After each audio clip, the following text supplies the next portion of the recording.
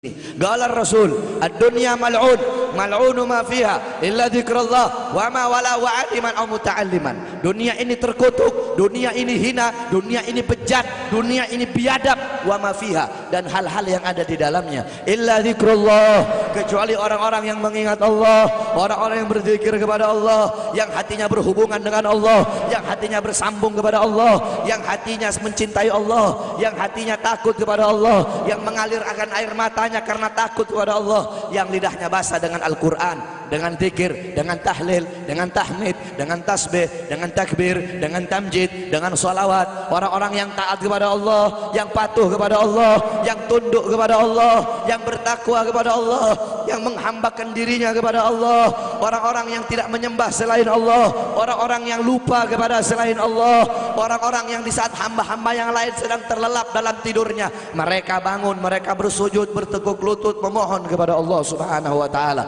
Orang-orang yang menghidupkan malam-malamnya untuk beribadah kepada Allah. Wa aliman, orang-orang yang alim,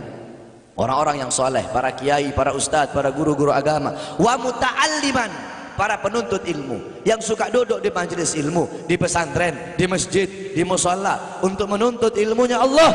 Cuma ini golongan yang mulia di muka buminya Allah. Selain daripada itu, yang sibuk dengan urusan dunia, yang sibuk dengan urusan harta, yang sibuk dengan urusan bisnis, yang sibuk dengan urusan pangkat, yang sibuk dengan urusan jabatan, siapapun, saya kek,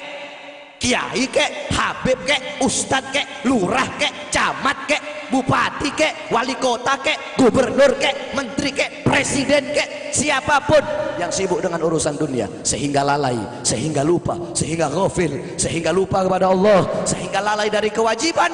maka termasuk dalam mal'un yang dikatakan oleh baginda Nabi.